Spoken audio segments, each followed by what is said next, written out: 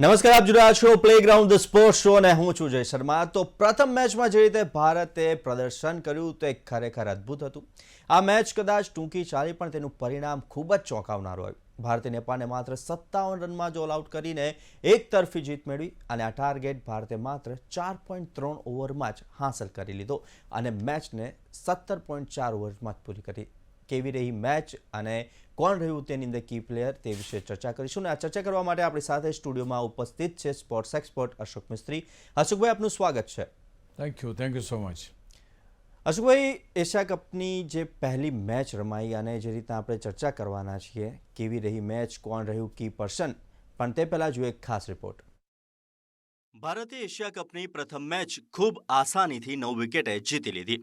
ભારતે નેપાળને 13.1 ઓવર્સમાં માત્ર 57 રનમાં all out કર્યું, જ્યારે ભારતે 58 રનનું ટાર્ગેટ માત્ર 4.3 ઓવર્સમાં ચેઝ કરી લીધું. સમગ્ર મેચ માત્ર 17.4માં પૂર્ણ થઈ ગઈ. યુએઈના કોચ ચંદ્રકાંત પંડિતને ચોક્કસ ધક્કો લાગ્યો હશે કે તેમની ટીમ સસ્તામાં સમેટાઈ ગઈ. તેમણે કહ્યું કે ભારતના મોટા ખેલાડીઓના નામો સામે યુએઈ દમાડમાં આવી ગયું. ભારતે ટોસ જીત્યો, પ્રથમ ફિલ્ડિંગ લીધી. જો કે પ્રથમ બેટિંગ લઈને મોટો સ્કોર મૂકી શક્યા હોત અથવા ટીમના બેટર્સને એક સારી પ્રેક્ટિસ મળી ગઈ હોત અને તેથી એ વિશેષ એશિયા કપની મેચ આટલી નીરસ થતી અટકી ગઈ હોત. ખેર, ભારત જીત્યું. બીજી મહત્વની બાબત એ પણ બની કે 15 મેચો પછી ભારતે ટોસ જીત્યો. કુલદીપ યાદવને ઇંતજારનું સારું ફળ મળ્યું. તેની બોલિંગ સામે યુએઈના બેટર્સ નવા નિશાળિયા સાબિત થયા અને તેણે 2.1 ઓવર્સમાં માત્ર 7 રન આપીને 4 વિકેટો ઝડપી. જ્યારે બીજી તરફ આઈપીએલનું લેબલ ધરાવતો શિવમ દુબે પણ આજે તેની મીડિયમ પેસ બોલિંગમાં ઝળક્યો અને 2 ઓવર્સમાં માત્ર 4 રન આપીને 3 વિકેટો ઝડપી. યુએઈ માત્ર 57માં સમેટાઈ ગયું. 58નો સ્કોર ચેસ કરતા ભારતના ગિલ અને અભિષેકે 3.5 ઓવર્સમાં જ 48 રન ઉમેરી દીધા હતા, જ્યારે સૂર્યાએ 7 રન બનાવ્યા હતા. ભારતે માત્ર 4.3 ઓવર્સમાં મેચ જીતી લીધી અને તે પણ 9 વિકેટે. તો એશિયા કપની પ્રથમ મેચ અને ભારતે તેમાં જીત મેળવી લીધી. અશોકભાઈ, આપણે ચર્ચાની શરૂઆત કરીએ તો એશિયા કપની ભારત માટે પ્રથમ મેચ કંઈ ખાસ મજા ના આવી તેમ કહી શકાય. ટોસ જીતીને ભારતે પ્રથમ બેટિંગ તો લીધી હોય, પરંતુ ચાહકોને મેચમાં રસ જળવાઈ રહે તેવું જોવા ન મળ્યું અને ભારતના બેટર્સને પોતાની બેટિંગ ચકાસવાનો પણ મોકો ન મળ્યો તેવું કહી શકાય. એક વાત તો ચોક્કસ યાર, તમે 40 ઓવરના પૈસા ખર્ચીને મેચ જોવા જાઓ અને 17 ઓવર 18 ઓવરનો મેચ પતી જાય, કોઈના પૈસા વસૂલ ના થાય, બહુ સ્વાભાવિક વાત છે. ગઈકાલની જે મેચ નીરસ બની ગઈ, એક તરફી બની ગઈ. ભારત જીત્યું બરાબર છે, ભારતે રેકોર્ડ્સ કર્યા, એ બધી વાત બરાબર, પણ જે રીતે જે મોમેન્ટમ હોવું જોઈએ, મેચનું મોમેન્ટમ જે રીતે પકડાવવું જોઈએ, એ મોમેન્ટમ કાલે જોવા ના મળ્યું. એટલા માટે કે મેચ લાંબી ચાલી નહીં, ન કોઈ પ્રતિકાર યુએઈ કર્યો કે ના આપણે કોઈ બહુ મોટી તકલીફ પડી આ સ્કોરને ચેસ કરવામાં. અને તમે 40 ઓવરને બદલે 17 ઓવરમાં મેચ આખી પતી જાય તો સ્વાભાવિક રીતે કે જે લોકો જોવા માટે આવ્યા છે અથવા તો ત્યાં આગળ જેમાં પૈસા ખર્ચ્યા છે એ લોકોને એમ લાગે કે યાર આ તો મજા ના આવી. તો સૌથી મહત્ત્વની બાબત આ બની જાય છે કે તમે કોઈ પણ મેચને કયા એંગલથી આગળ લઈ જવા માગો છો. ભારત આના કરતાં વધારે સારું કરી શક્યું. બેઝિકલી હું પોતે ગઈકાલે પણ મેં કહ્યું હતું કે ભાઈ ટોસ જીતીને ભારત પહેલાં બેટિંગ લે એ જ વધારે અનુકૂળ. અનુકૂળ એટલા માટે આપણે જાણીએ યુએની ટીમ એટલી સારી નથી, પણ એટ ધ સેમ ટાઈમ જો તમે પહેલાં બેટિંગ લીધી હોત તો તમારા દરેકે દરેક બેટ્સમેનોને રન બનાવવાની તક મળત, ફોર્મમાં આવવાની તક મળત, ક્યાંક કનેક્ટ કરવાની અથવા તો ત્યાંના વાતાવરણમાં સેટ થવાની તક મળત. અને સૌથી મહત્ત્વનું જે T20 ક્રિકેટનું એસેન્સ છે એ છે રોમાંચ. તો રોમાંચ જોવા મળે. આ મેચમાં ના રોમાંચ જોવા મળ્યો, ના કોઈ ફાઇટ જોવા મળી, ના કોઈ એવું કંઈક એક્સ્ટ્રાઓર્ડિનરી જોવા મળ્યું કે જેમાં એમ થાય કે હા આ મેચમાં મજા આવી એમ. તો એ રીતે જોવા જાઓ, ભારત જોરદાર રમ્યું ને ફાસ્ટ રમ્યું ને તો સ્વાભાવિક છે, કારણ કે આ જે ભારતના બેટ્સમેનો છે તો એવા ખેલાડીઓ છે કે જેમને આ પ્રકારનું ક્રિકેટ રમવામાં કોઈ બીજો વાંધો આવે નહીં. તો એ રીતે નંબર વન ટીમની જેમ જ રહી અને શાનદાર રીતે જીતી એમ કહેવાય. પણ આ જ જો નંબર 1 ટીમ જો પહેલાં બેટિંગ લીધી હોત તો કદાચ 20 ઓવર સુધી એટલીસ્ટ ભારતની બેટિંગ જોવાની તક તો બધાને મળી હોય તેમ કહી શકાય. અશોકભાઈ, યુએની ટીમને ભારતના પૂર્વ ખેલાડી ચંદ્રકાંત પંડિત કોચ કરે છે. તેમના માટે તેમની ટીમ ભારતના મોટા નામો ધરાવતા ખેલાડીઓથી તેમની અસરમાં આવી ગયા હોય તેવું લાગી રહ્યું છે. કેટલું સાચું આમાં? ઘણા બધા ભારતીય પૂર્વ ખેલાડીઓ જે છે એ નવા ઉભરતા દેશોને ટ્રેનિંગ કરી રહ્યા છે, કોચિંગ આપી રહ્યા છે. પણ આ એ ટીમો છે કે જે ટોપ ક્લાસ ટીમો જે છે, જે ટેસ્ટ દરજ્જો ધરાવતા દેશોની ટીમો છે, એમની સામે આમનું એક્સપોઝર બહુ હોતું નથી.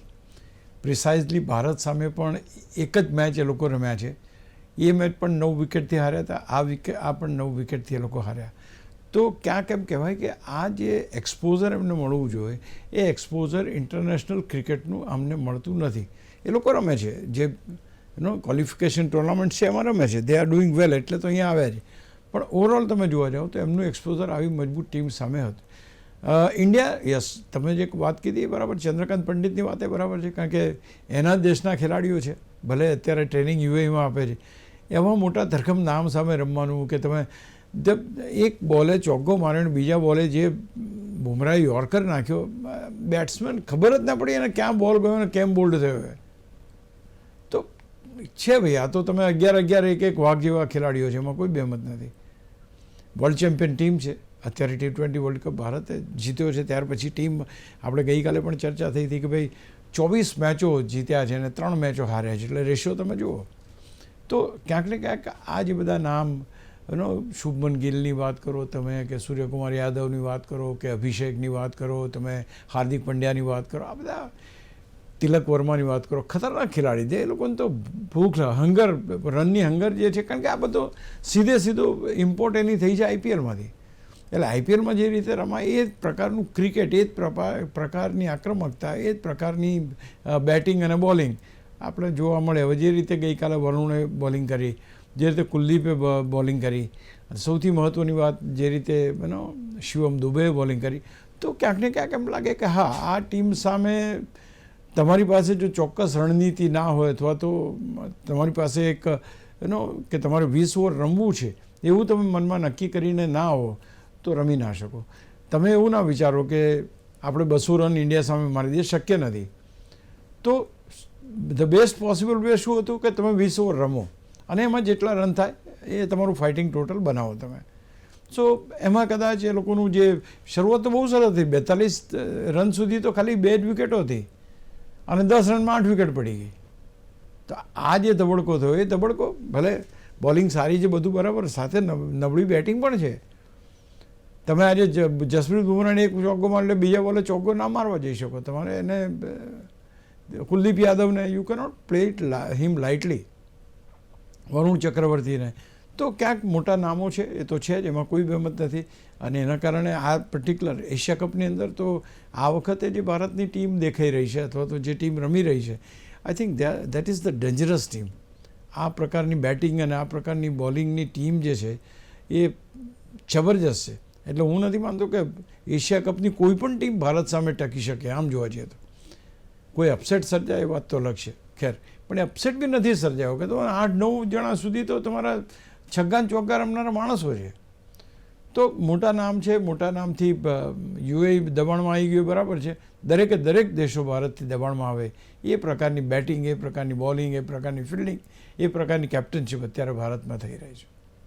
અશોકભાઈ, ભારત અને યુએની મેચ, અને યુએની સમગ્ર મેચ માત્ર 17.4 ઓવર્સમાં પૂર્ણ પણ થઈ ગઈ. ખાસ કરીને જ્યારે કુલદીપને તક મળી અને મળેલ તક તેણે એન્કેસ કરી લીધી તેમ કહી શકાય. See, you are very right. કારણ કે હમણાં કુલદીપને લઈ ગયા હતા પણ એને રમવાની તક નહોતી મળી ઇંગ્લેન્ડ ટેસ્ટની અંદર. He is a bowler who under rated ખેલાડી હોય ને, એને કે એને લોકો એની ક્ષમતા શું છે એ લોકોને ખ્યાલ નથી એવું લાગે. એટલે એ ખાસ કરીને એવા ખેલાડીઓને તક મળવી જોઈએ, અને તક મળે તો એ ભારત માટે જીત લાવે એ પ્રકારની જ. અને લેફ્ટ-આર્મ બોલિંગ એની જે છે, અનપ્લેએબલ બોલિંગ, અને the moment he got a chance he has taken the wickets, અને પ્રૂવ કર્યું એણે કે અને એવું નથી કે કોઈ ખરાબ શોટ, કે that was a very good bowling. એ શોટ વાગ્યો અને કેચ થઈ ગયા, that is a different story, but the bowling was a class. અને એ માસ્ટર ક્લાસ બોલિંગમાં 4 વિકેટો એણે લીધી ને ક્યાંક યુએઈને જે કંઈ 42 રનમાં 2 વિકેટો હતી અને ત્યાર પછી જે ધબડકો થયો, એક જ ઓવરમાં 3 વિકેટ તો લીધી 9મી ઓવરમાં. તો yes, he has weighted four it. Opportunity મળી, એનો લાભ લીધો એણે પોતાની વિકેટો T20માં વધારી. Is one of the finest bowler, એમાં કોઈ બેમત નથી. પણ હી ડઝન્ટ ગેટ મેની ચાન્સીસ, કારણ કે અત્યારે શું છે કે ટીમનું એક કોમ્બિનેશન બને છે. ટીમનું કોમ્બિનેશન કેવું બને છે કે ભાઈ આપણી પાસે ઓલરાઉન્ડર હોવો જોઈએ, જે બોલિંગ કરતો હોય એ બેટિંગ પણ સારી કરતો હોવો જોઈએ. લાઈક અક્ષર પટેલ, હાર્દિક પંડ્યા, શિવમ દુબે.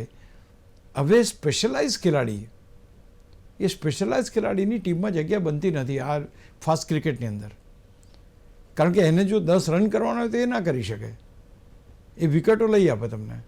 તો જ્યારે તમારી પાસે મલ્ટી યુટિલિટી ટેલેન્ટ નથી ત્યારે આ વસ્તુ બહુ જોવા મળે કે ભાઈ કોઈ સારો બોલર હોય છતાં પણ એને ટીમમાં ચાન્સ ના મળે.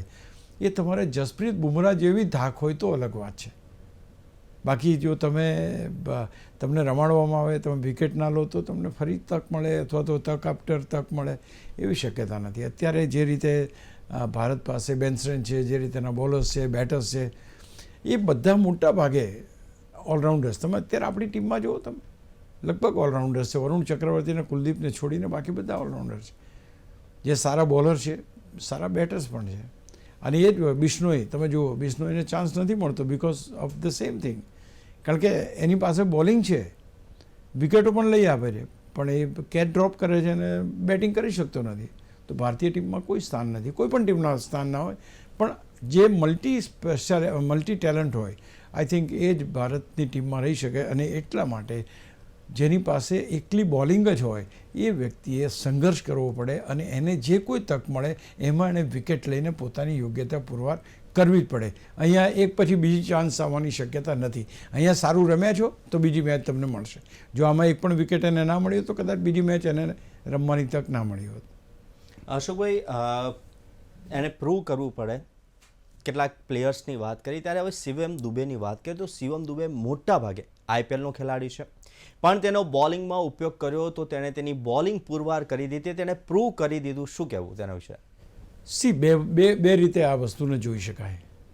એક તો તમે એમ કહો કે ભાઈ શિવમ દુબેને એટલે બોલિંગ આપી અથવા તો બોલિંગનો સ્પેલ નખાયો કારણ કે યુએની ટીમ હતી, કોઈ મોટી ટીમ સામે એને બોલિંગ ના મળે. આ એક તર્ક છે. બીજો તર્ક એ છે કે એ ખેલાડીમાં આવડત છે, એ ખેલાડીમાં ટેલેન્ટ છે, એટલે મલ્ટી સ્પેશિયાલિટી ધરાવતો આ ખેલાડી છે, એની જે ટેલેન્ટ છે એનો પૂરેપૂરો ઉપયોગ થતો નથી. નહીં થવાના કારણો બહુ જબરજસ્ત છે. તમારી પાસે જસપ્રીત બુમરાહ છે, હર્ષિત છે અને બાકીના બધા ખેલાડીઓ છે, હાર્દિક પંડ્યા છે. તો આ બધા ખેલાડીઓ જ્યારે હોય ત્યારે બેટિંગ અને બોલિંગ બંને કરી શકે. ફાસ્ટ બોલિંગ ઓલરાઉન્ડર તમે જોવા જાઓ તો ભારતીય ટીમમાં કેટલા બધા છે. નીતિશ છે, ત્યાર પછી હાર્દિક પંડ્યા છે, ત્યાર પછી શિવમ દુબે છે. બોલિંગ કરવાની તક નથી મળતી. તો એ વખતે એણે એની બેટિંગને હાઇટ આપવી પડે કે ભાઈ એણે સ્કોર પણ કરવો પડશે. એટલે આ એક વસ્તુ બહુ જ સારી છે કે કાલે શિવમ દુબેને વિકેટો મળી એટલે ભારત જો ફાસ્ટ બોલિંગ ઓલરાઉન્ડરમાં ઓલ્ટરનેટિવ શોધતી હોય તો એ ઓલ્ટરનેટિવમાં આ છોકરો ફિટ બેસેવો છે. એ IPLમાં સારું રમે છે અથવા IPLમાં છગ્ગા ચોગ્ગા મારે છે અને વિકેટો લે છે એવું નથી. એને IPLના કોચલામાંથી બહાર કાઢવાની જરૂર છે. ઇન્ડિયા માટે રમાડો, તમે એની પાસેથી સારી અપેક્ષા છે. કાલની આખી મેચમાં તમે જુઓ હાર્દિક પંડ્યાનો ઉપયોગ શું, કંઈ નહીં, એક ઓવર નાખી એમણે.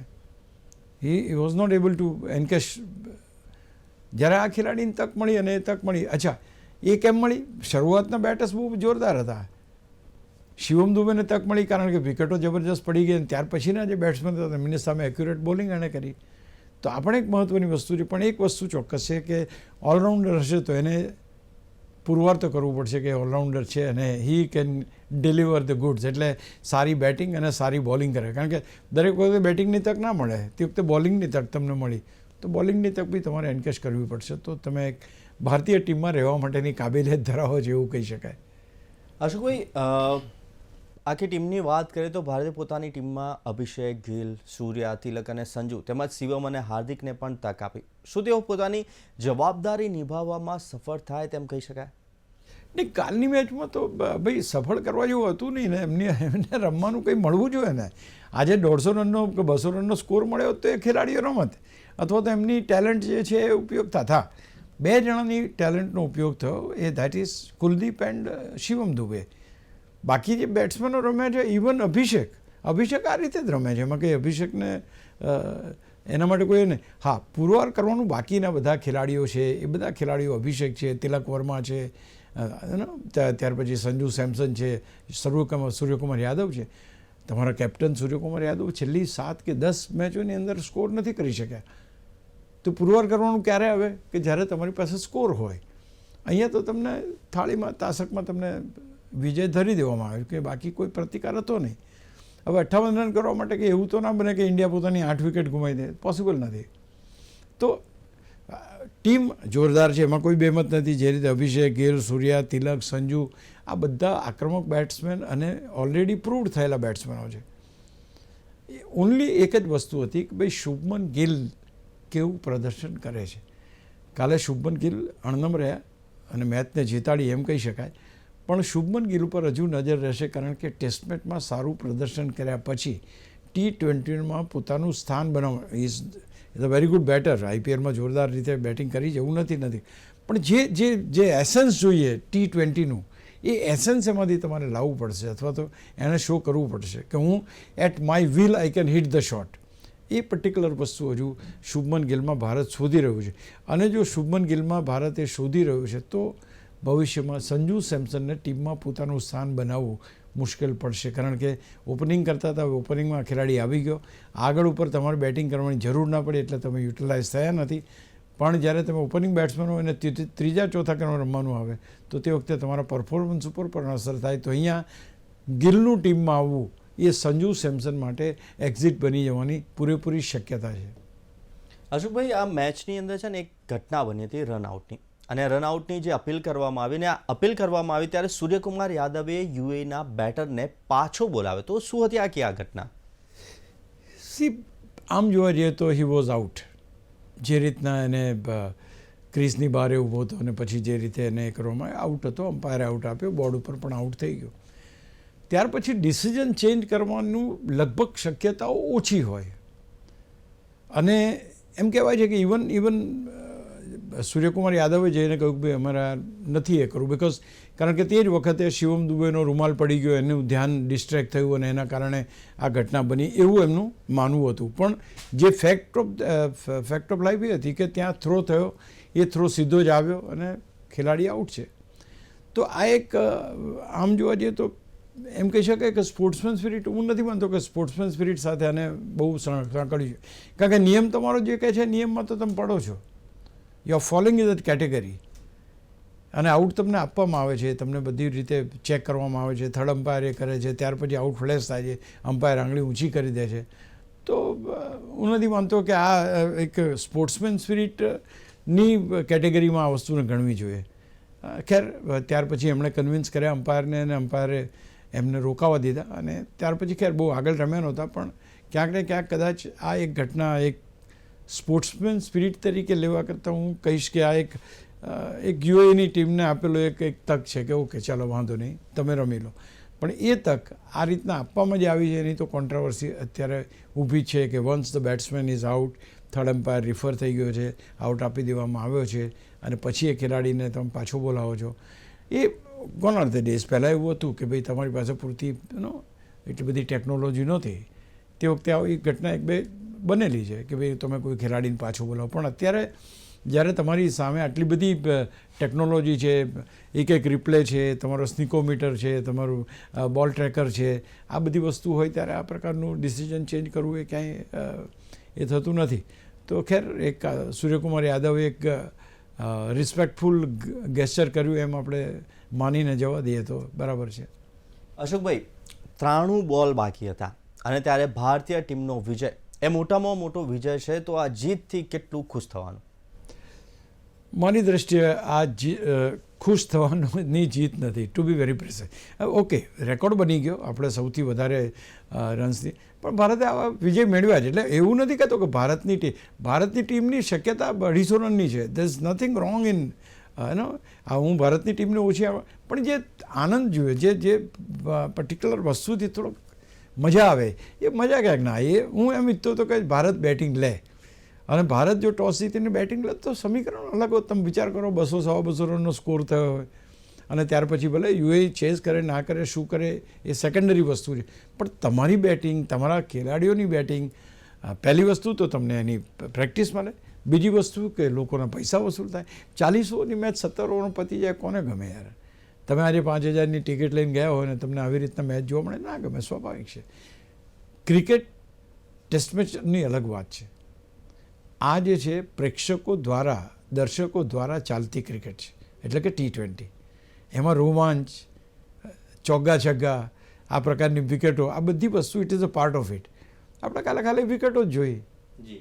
તો એ જે વસ્તુ છે એ ક્યાંક ને ક્યાંક મારી દ્રષ્ટિએ હું માનત કે ભાઈ જો ભારતે બેટિંગ સારી કરી હોત તો પ્રેક્ટિસ બી થઈ જાત. આમ તો આ જેટલી ટીમો એશિયા કપમાં છે એમાં તો હું નથી માનતો કે કોઈ ટીમ ભારતની સામે ટક્કર લઈ શકે સિવાય કે અપસેટ થાય. પણ ક્રિકેટ છે કંઈ કહેવાય નહીં. પણ કાલે ભારતે એક મોટો સ્કોર ખડકીને એ રેકોર્ડ બનાવ્યો તો વધારે મજા આવત.